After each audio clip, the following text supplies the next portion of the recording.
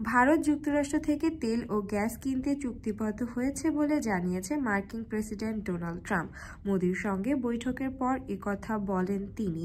স্থানীয় সময় বৃহস্পতিবার হোয়াইট হাউসে মার্কিন প্রেসিডেন্ট ডোনাল্ড ট্রাম্পের সঙ্গে বৈঠক করেছেন ভারতীয় প্রধানমন্ত্রী নরেন্দ্র মোদি। বৈঠকে বাণিজ্যিক নানা বিষয় নিয়ে আলোচনা হয়েছে। এ সময় উগ্র ইসলামী জঙ্গিবাদের হুমকিকে প্রতিহত করতে ওয়াশিংটন ও দিল্লি একসঙ্গে কাজ করবে বলে জানায় ট্রাম্প। ট্রাম্প জানান, ভারত যুক্তরাষ্ট্র থেকে তেল ও গ্যাস কিনতে চুক্তিবদ্ধ হয়েছে। ভারত যুক্তরাষ্ট্র থেকে আরও বেশি তেল ও গ্যাস কিনবে। এর মাধ্যমে উভয়ের মধ্যে বাণিজ্যিক সম্পর্ক আরও বৃদ্ধি পাবে।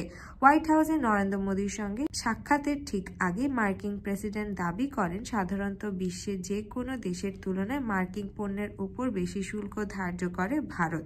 ট্রাম্প বলেন, এবার থেকে ভারত মার্কিন পণ্যের উপর যে শুল্ক চাপাবে সেই হারেই ভারতীয় পণ্যের উপর শুল্ক ধার্য করা হবে। এর আগে ট্রাম্প বলেছিলেন, বাণিজ্যের ক্ষেত্রে সুবিচারের জন্য আমি সিদ্ধান্ত নিয়েছি, প্রতিশোধমূলক শুল্ক চাপাবো। অর্থাৎ যে দেশ আমেরিকার যতটা শুল্ক চাপাবে ঠিক ততটাই শুল্ক চাপানো হবে ওই দেশের উপরে, বেশিও নয় কমও নয়।